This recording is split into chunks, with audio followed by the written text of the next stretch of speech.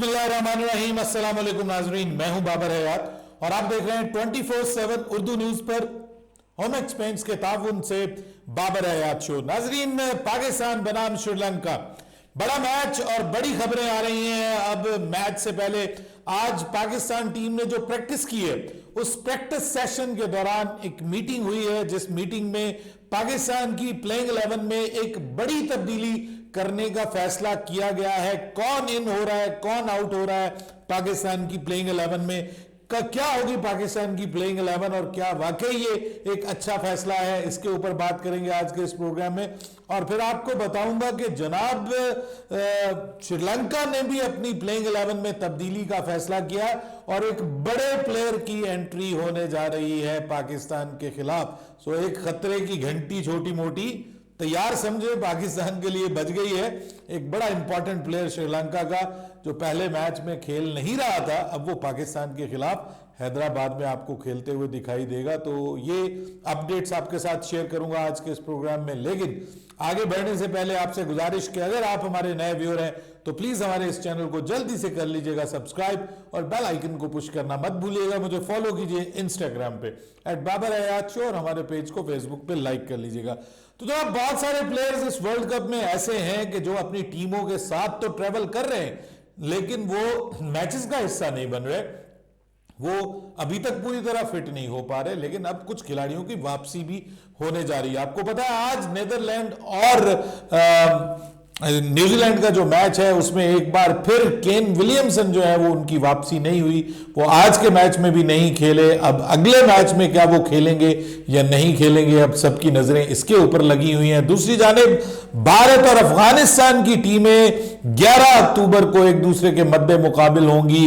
दिल्ली का वही मैदान जिसमें जो है वो 428 रन बनाए थे और 300-325 रन श्रीलंका ने चेज किए थे, उसी मैदान में अफगानिस्तान के खिलाफ भारत को खेलना है। और उनके जो शुभमन गिल हैं, अब उनके बारे में पहले तो खबर यह आ रही थी कि वो टीम के साथ ट्रेवल ही नहीं कर रहे और वो प्लेइंग 11 का हिस्सा नहीं होंगे।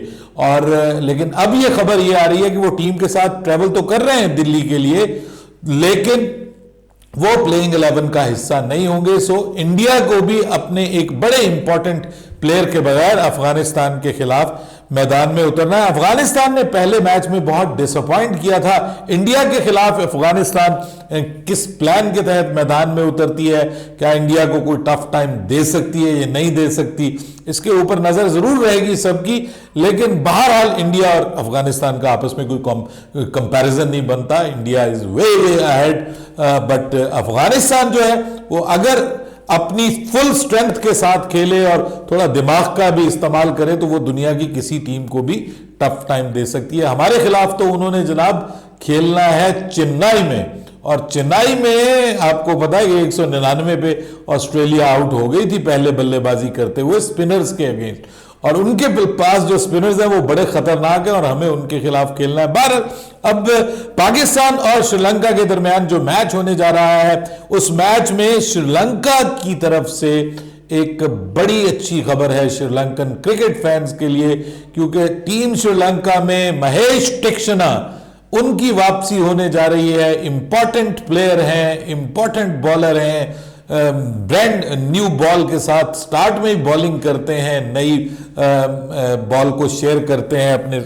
मतलब दूसरे पार्टनर के साथ, फास्ट बॉलिंग पार्टनर के साथ। लेकिन पिछले मैच में वो अवेलेबल नहीं थे ड्यू टू फिटनेस इशू, और अब उनका जो फिटनेस इशू है वो किसी हद तक बहाल होता हुआ दिखाई दे रहा है और बहुत उम्मीद की जा रही है कि वो पाकिस्तान के खिलाफ मैदान में उतरेंगे। और आपको पता है कि पाकिस्तान को उन्होंने जो एशिया कप का मैच था सुपर 4 का, उसमें भी उन्होंने बड़ा टफ टाइम दिया था। हालांकि बेचारे लंगड़ाते रहे थे और फिर अनफिट भी हो गए थे और उसके बाद फिर काफी मैचेस में वो नहीं अवेलेबल हुए, लेकिन अब वो दोबारा फिट होकर के अपनी टीम को ज्वाइन करेंगे। तो पाकिस्तान के लिए एक परेशानी की खबर तो है कि पाकिस्तान के जो प्लेयर्स हैं वो थोड़ा प्रॉब्लम है उनको स्पिनर्स के खिलाफ खेलने में। तो स्पिनर्स के खिलाफ खेलने में प्रॉब्लम होने की वजह से जो सबसे ज्यादा प्रॉब्लम नजर आ रहा था वो नजर आ रहा था फखर जमान को स्पिनर्स के अगेंस्ट खेलते हुए।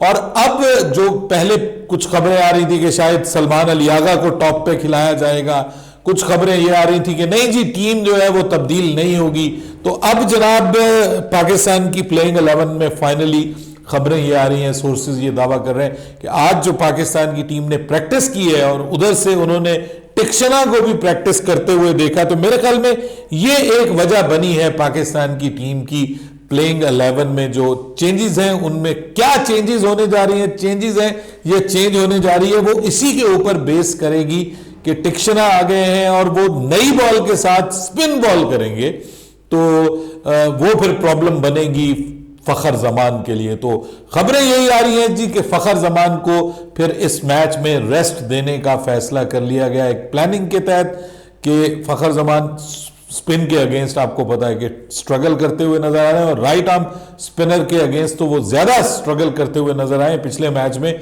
आपको याद होगा नेदरलैंड के खिलाफ कि वो अच्छे खासे नजर आ रहे थे लेकिन स्पिन के खिलाफ ही वो जो है वो आउट हुए हैं अगेन स्पिन के खिलाफ। तो ये जो प्रॉब्लम बना है अब इसका हल करने की कोशिश की है। तो पाकिस्तान की प्लेइंग 11 में ऑब्वियसली बाबर आजम तो मौजूद हैं पाकिस्तान की प्लेइंग 11 में। चौथे नंबर पे मोहम्मद रिजवान हैं, पांचवें नंबर पे आपको जो खेलते हुए नजर आएंगे वो सऊद शकील हैं, छठे के ऊपर इफ्तिखार अहमद हैं, सातवें नंबर के ऊपर आपको एक बार फिर शादाब खान ही नजर आएंगे।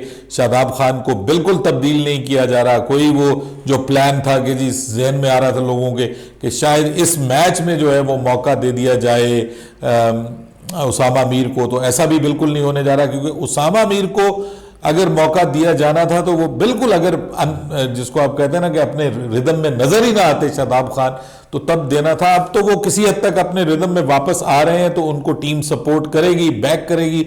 वो सातवें नंबर पे, आठवें नंबर पे मोहम्मद नवाज आपको एक बार फिर टीम का हिस्सा नजर आएंगे। नवें नंबर के ऊपर हसन अली, बड़ी तारीफें हो रही हैं हसन अली की। अब तो डेल स्टेन ने भी उनकी तारीफ कर दी है कि जिस तरह से हसन अली बॉलिंग कर रहा है वो बड़ा खुश हुए हैं उसको देख करके, और जिस कंट्रोल के साथ हसन अली ने पिछले मैच में बॉलिंग की है वो कहते हैं कि पाकिस्तान के लिए बहुत अच्छा साइन है। और फिर आखिरी दो बल्लेबाज जो हैं वो आपको दो बॉलर्स जो हैं वो शाहीन शाह अफरीदी और हारिस रऊफ ही हैं। अब तब्दीली क्या होने जा रही है जी पाकिस्तान की जानिब से, यानी वो ओपनिंग में तब्दीली है और इमामुल हक के साथ अब प्लान ये किया गया है कि अब्दुल्ला शफीक को टीम का हिस्सा बनाया जा रहा है, which is a very good news.